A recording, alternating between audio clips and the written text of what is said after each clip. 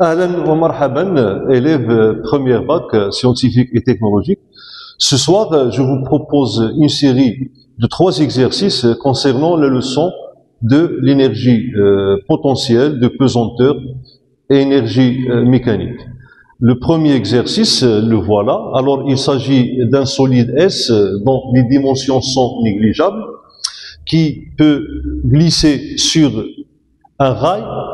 Cette rail est constituée de 2 parties, une partie AB qui est rectiligne et la partie BCT qui est circulaire, de rayon R.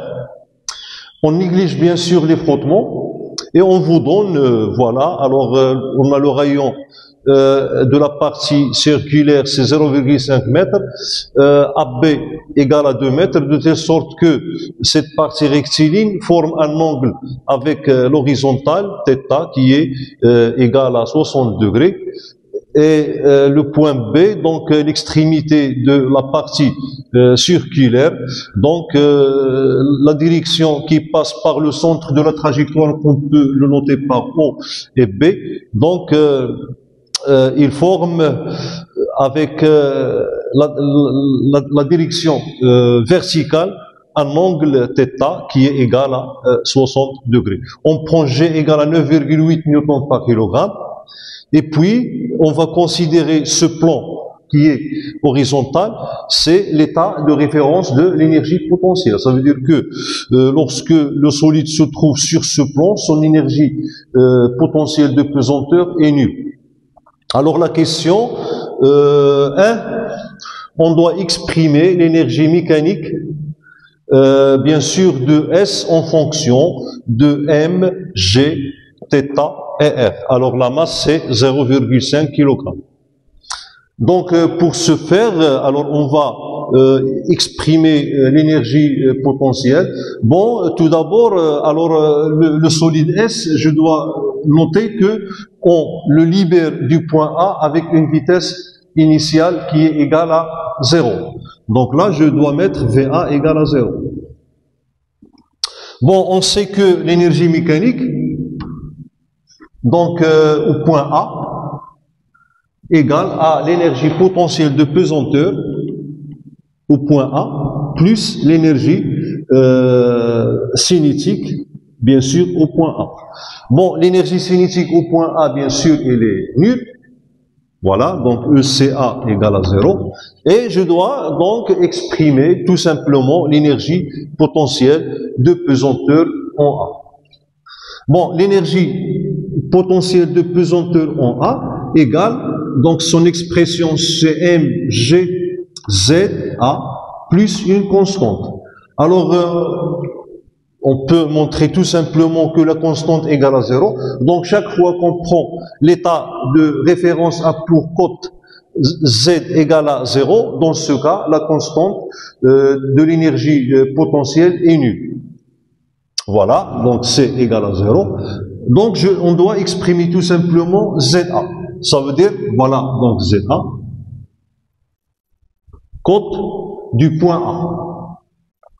Alors, donc, vous voyez ici que ZA, donc, égale, alors voilà, donc je peux ici projeter le point B sur cette direction verticale, ici B'. Donc, vous voyez que ZA, donc, égale à ZB',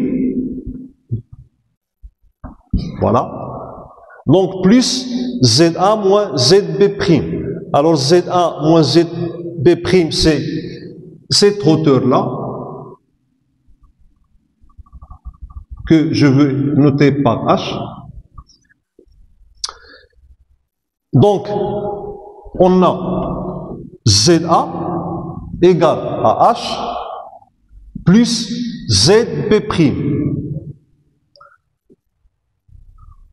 Donc, ZB' égale à ZB. Donc, on peut ici enlever prime et mettre ici tout simplement ZB parce que B' et Z ont même cote qui est ZB. Ici, c'est le vecteur K. Bon, exprimons H. Alors, vous voyez ici que H, donc je peux la calculer en fonction de AB et θ. Donc, H n'est autre que sinus de θ fois AB. Alors, H égale à AB fois sinus θ. Et on remarque dans les données que AB, donc qui est égal à 2 mètres, R égale à 0,5 mètres. Si je divise AB sur R, je trouve 4. Ça veut dire que AB égale à 4R. Et AB égale à 4R. Donc je trouve ici H égale à 4R sinus θ. Bon, exprimons maintenant ZB. Alors ZB, vous voyez que ZB, donc c'est cette hauteur, c'est CB'. Ok, donc ZB égale à CB'. Et CB' n'est autre que le rayon R, ok, le rayon R moins OB'. Donc égal à R moins OB'. Et OB', donc on peut l'exprimer en fonction de θ et R. Donc cosinus θ, donc égal à OB' sur R, ça veut dire que OB' égale à cosinus θ fois R. Donc égal à R moins cosinus θ fois R. Donc on factorise par R, ok, donc on trouve égal à R facteur de 1 moins cosinus θ. D'où, ok, donc ZA égale. Alors H, on a trouvé que c'est 4R sinus θ plus ZB. Et ZB, donc, plus R moins R cosinus θ. Donc ici, je peux simplifier par R, donc ça va donner R facteur de 1, voilà, 1, plus 4R, donc 4R sinus θ, je factorise par R, donc il reste 4 fois sinus θ, plus 4 sinus θ, moins cosinus θ. Donc voilà l'expression de ZA, et finalement, donc l'énergie potentielle de pesanteur, EPA, égale à mg, facteur de ZA, ça veut dire fois R, facteur de 1, plus 4 sinus θ, moins cosinus θ. Et puisque l'énergie mécanique donc égale à l'énergie potentielle, puisque l'énergie cinétique est nulle au point A, donc finalement on a l'énergie mécanique donc au point A égale à mg R facteur de 1 plus 4 sinus θ moins cosinus θ. Donc voilà l'expression demandée. Alors donc, la suite de la question est de calculer l'énergie mécanique au point A. Alors là, on fait une application numérique et on a toutes les valeurs numériques des différentes grandeurs qui se trouvent dans cette expression. Alors en faisant une application numérique, donc on trouve que EMA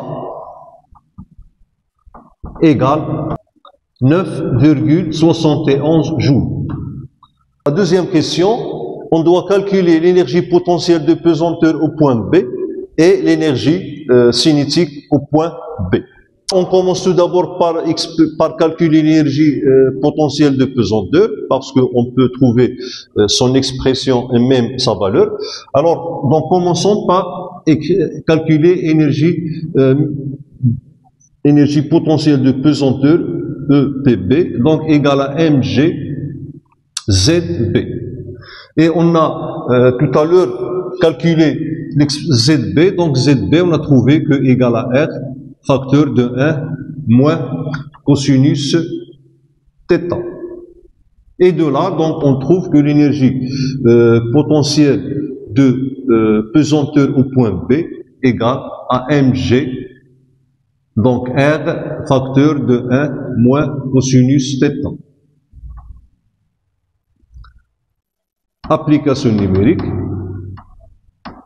EPB égale 1,22 joules. Voilà donc la première partie de la question. Et la deuxième partie de la question, donc pour déterminer l'énergie cinétique, on doit mentionner que l'énergie mécanique se conserve. Pourquoi? Parce que en absence des forces de frottement, le système est conservateur. Ça veut dire l'énergie mécanique se conserve. Ça veut dire que les seules forces qui travaillent, ce sont des forces conservatrices ou bien conservatives. Donc, en l'absence des frottements, le système est conservateur. Ça veut dire qu'il n'est soumis qu'à des forces conservatives. Donc, je rappelle que les forces conservatives, lorsqu'ils travaillent, ils conservent l'énergie mécanique. Donc, le système est conservatif, alors l'énergie mécanique se conserve. Ça veut dire que EM égale à constante. Donc, EM A égale à EM B. Et EM B égale à l'énergie potentielle de pesanteur au point A plus l'énergie cinétique ici au point B et là au point B. Alors, implique que l'énergie cinétique au point B égale à l'énergie mécanique au point A moins au point B moins l'énergie potentielle de pesanteur au point B. Ça veut dire que ECB égale à EM A, qu'on vient de calculer, moins EPB. Application numérique. Alors, ECB égale 8,49 joules. La dernière question, on doit calculer la vitesse de S lorsqu'il arrive à la position D. Ça veut dire la vitesse qu'on va noter par VD. Donc, on applique toujours le fait que l'énergie mécanique se conserve. Alors, on a l'énergie mécanique EM égale à l'énergie potentielle de pesanteur au point D plus l'énergie cinétique au point D. Alors, exprimons tout d'abord l'énergie cinétique ou bien l'énergie potentielle au point D. Donc, l'énergie potentielle au point D. Donc, égale à mg ZD. Voilà. Donc, on a ici ZD. Et vous voyez que ZD égale à 2R. Parce que ici, on a un demi-cercle. Puisqu'ici, cette direction, elle est verticale, elle représente, donc DC, c'est le diamètre de ce cercle. Alors, ED égale à mg fois 2R. Donc, ici, je vais mettre 2. Voilà. Donc, l'expression de l'énergie potentielle au point D. Et l'énergie cinétique au point D, donc, n'est autre que 1/2 mVD au carré.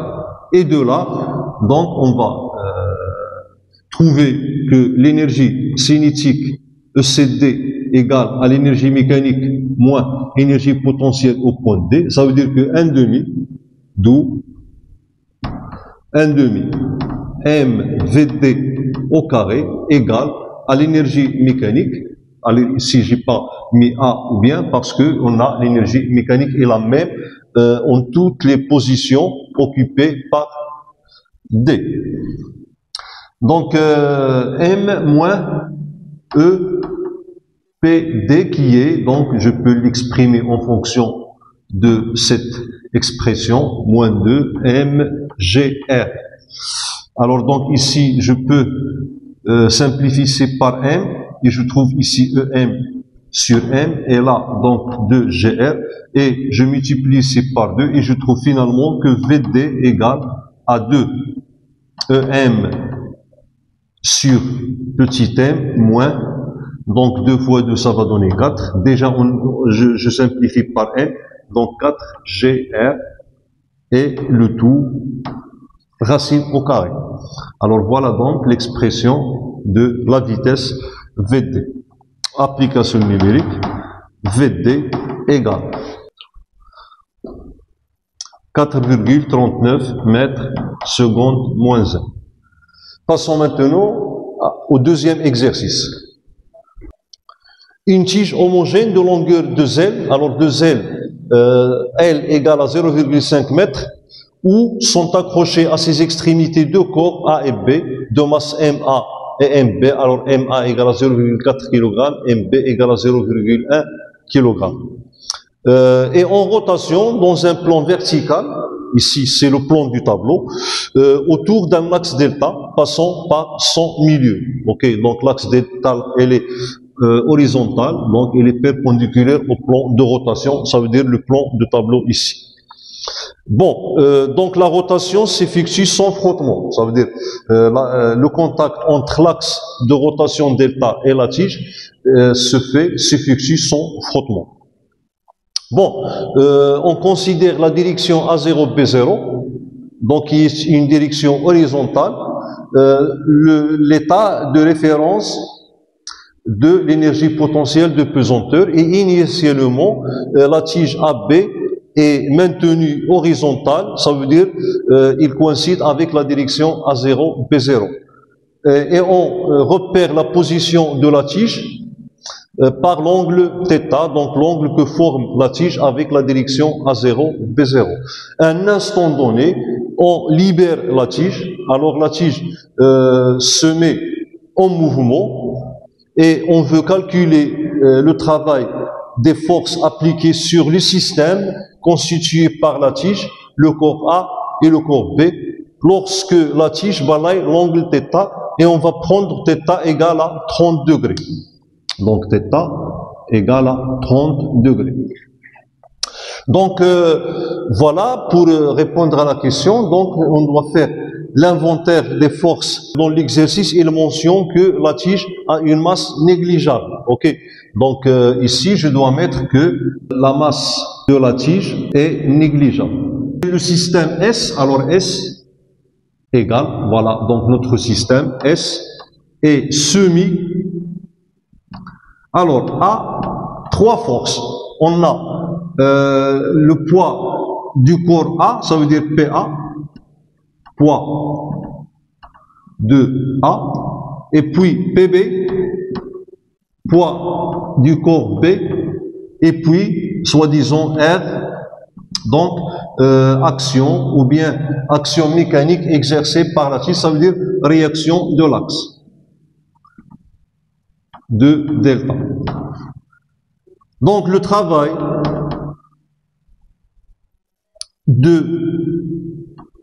des forces extérieures agissant sur la tige, donc ce sont la somme des travaux de poids PA plus travail du poids PB plus travail de R. Alors pour R, alors il n'y a pas de frottement, donc il coupe l'axe delta, ça veut dire que son travail est nul. Donc travail de R égale à 0, absence de frottement. Donc il reste le travail de PA. Voilà le poids PA. On voit que le travail du poids, elle est moteur, puisque elle a le même sens que le sens du mouvement. Alors dans ce cas, le travail est positif, ok? Donc égal à mgh. Et h donc n'est autre que, donc voilà h, c'est cette distance-là. Voilà h. Donc je projette A orthogonalement sur la direction AB, et là, donc H, je peux l'exprimer en fonction de la distance OA, ou bien de la longueur OA qui est L, parce que la longueur de la tige c'est 2L, donc L fois donc sinus θ, parce que sinus θ égale à H, donc divisé par l'hypoténuse qui est OA qui est L. Donc H égale à L sinus θ. Et finalement, donc, égal à mg fois L sinus θ. Et puis, on a le travail de PB égal. Bon, voilà donc, je représente le poids PB. Donc, on voit bien que donc le sens du mouvement du corps B, ok, il est opposé au sens de P. Alors, le travail de P, c'est un travail résistant, ok, et le point B, donc, parcourt la même distance que A. Ça veut dire on a cette distance CH, ok, et là on a θ parce que ce sont deux angles opposés, et de là, donc j'écris, puisque le travail de PB est résistant, donc il sera négatif, moins mg, ok, fois h, ok, et h c'est L sinus θ. Et finalement, donc on a le travail des forces extérieures exerçant ou bien s'exerçant sur le système, donc égal à mg, bon, pardon, ici, je dois mettre ma, là, donc ici, j'ai ma, c'est la masse du corps A, et là, je dois mettre mb. Ok, donc, c'est mag fois h, moins mbg fois, donc h, c'est L sinus θ. Ok, moins mbg L sinus θ. Alors je factorise par L sinus θ, il me reste ma moins mb. Donc c'est L sinus θ, g L sinus θ, facteur de ma moins mb. Alors voilà l'expression du travail. Application numérique, travail des forces extérieures agissant sur le système, donc égal à 1,04 joules. Bon, la question 2, et on doit calculer à la position θ égale à 30 degrés, pour le système S bien sûr, son énergie potentielle, son énergie cinétique et la vitesse de l'une de ses extrémités, ça veut dire VA. Ou bien VB parce que le point A et B se trouvent à la même distance de O, donc ils ont la même vitesse linéaire. Alors commençons par exprimer l'énergie EP. Alors donc EP donc égale à l'énergie potentielle du point A plus l'énergie potentielle du point B. Donc l'énergie potentielle du point A, c'est quoi? C'est mgza, alors plus une constante, donc la constante égale à 0 parce qu'on a déjà dit que la direction A0, B0, donc le plan où se trouve A0, B0 représente l'état de référence pour l'énergie potentielle de pesanteur, et ces plans, d'après donc le repère ROK, A pour cote 0, donc la constante égale à 0, donc égale à mgza plus mgzb. Donc voilà, ici on a za et là on a zb. Bon, pour za, donc égal. Alors vous voyez que za est négatif, ok, donc égal à moins h, ok, donc moins h c'est moins L sinus de θ, donc égal à moins L sinus θ, et zb, voilà, donc zb elle est positive, donc égal à h égal à L sinus θ, égal à L sinus θ, d'où donc l'énergie potentielle de pesanteur du système, donc égale à EPA. Donc c'est, alors ici je vais factoriser par mg. Donc ici, pardon, j'oublie toujours de mettre ici A et ici B. Donc tout d'abord je vais exprimer ZA et ZB. Donc on trouve ici moins mg Donc MA, pardon, MA, G, alors fois L sinus θ, plus MB, G, L sinus θ. Factorisons par G, L sinus θ. Donc on trouve EP égale à G, L sinus θ, facteur de MB moins MA. Alors voilà donc l'expression de l'énergie potentielle. Ok?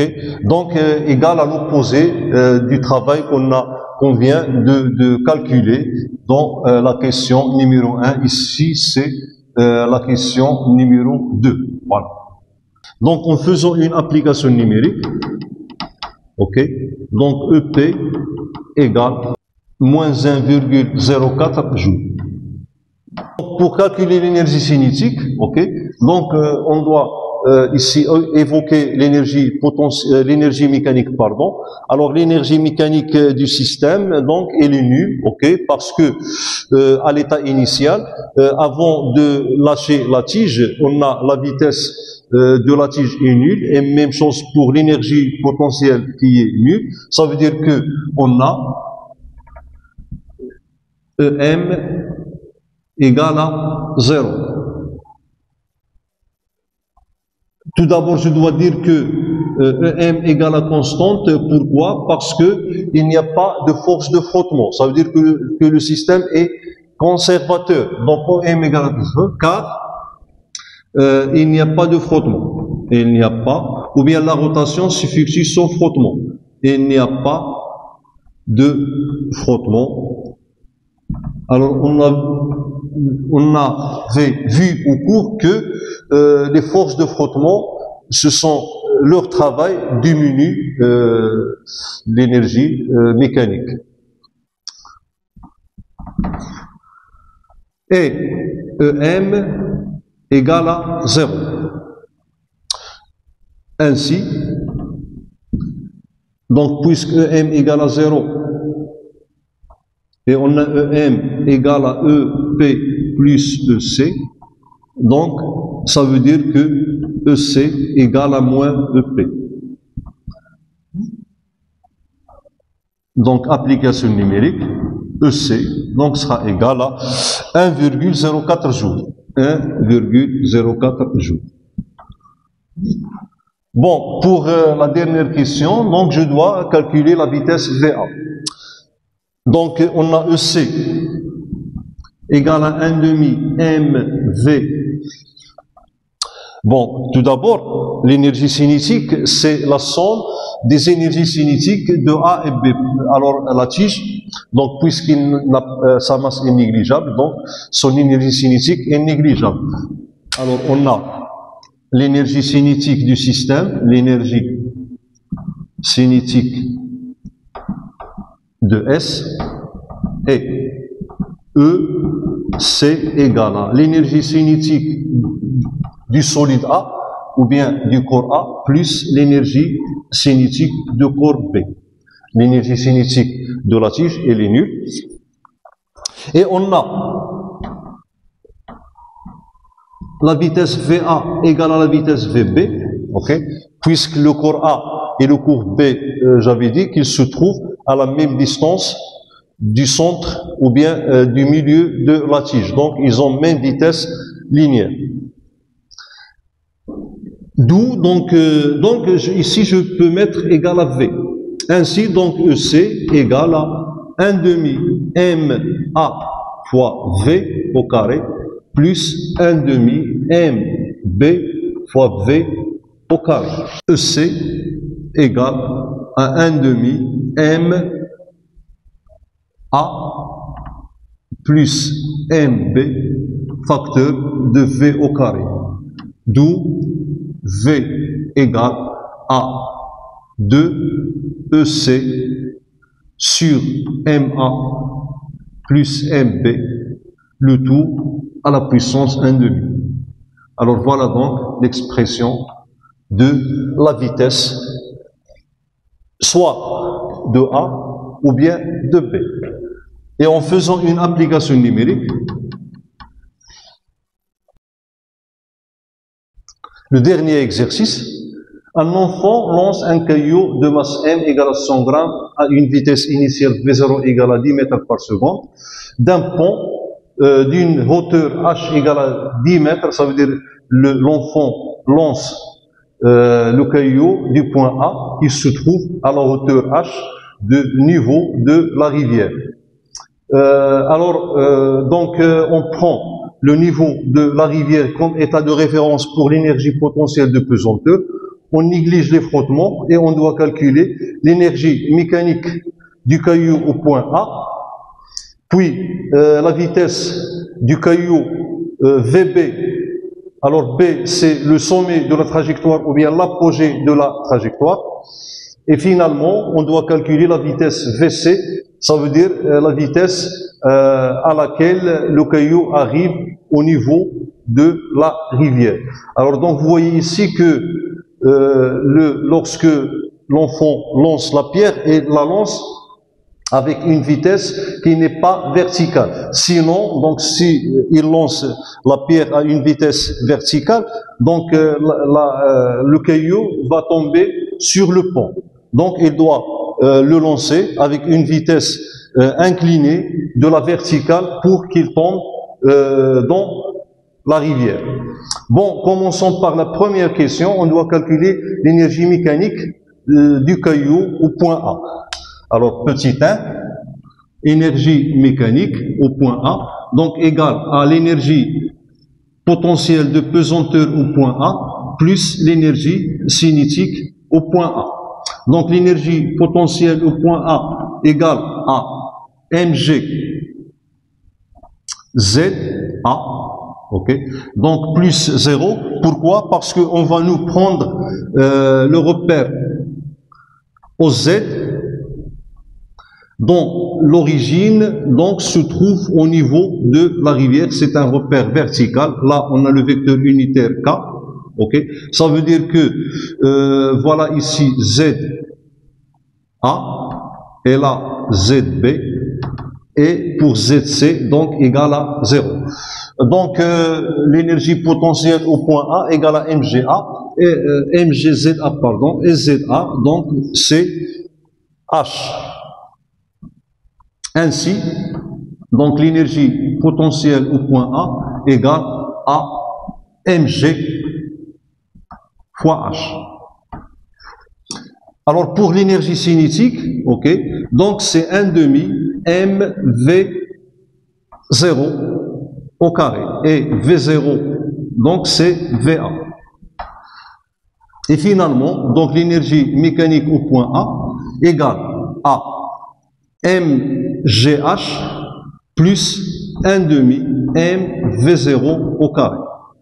Donc voilà l'expression de l'énergie mécanique. Application numérique. Alors EMA égale 14,8 joules.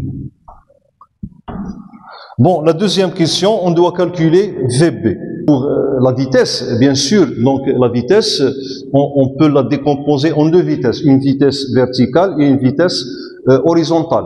Donc lorsque le point ou bien le caillou arrive au point B, la composante verticale de la vitesse est nulle, puisque le caillou ne va pas monter encore, donc il reste uniquement la composante horizontale. Donc nous, on va calculer cette vitesse horizontale. Et puisque nous, on ne s'intéresse que qu'au module de la vitesse, donc on ne s'intéresse pas à ces deux composantes, on va les voir l'année prochaine en deuxième bac. La question 2. Pour calculer la vitesse VB, donc j'ai oublié de donner ici ZB parce que ZB est donné, ok. Alors ZB égale à 15 mètres. Sans ZB, on ne peut pas calculer cette vitesse, ok. Bon, là, on va donc appliquer le principe de conservation de l'énergie mécanique puisqu'il n'y a pas de frottement. Alors, l'énergie mécanique se conserve en absence de frottement. Ça veut dire que EMB égale à EMA. Donc, EMB égale à l'énergie cinétique du point au point B plus l'énergie potentielle au point B.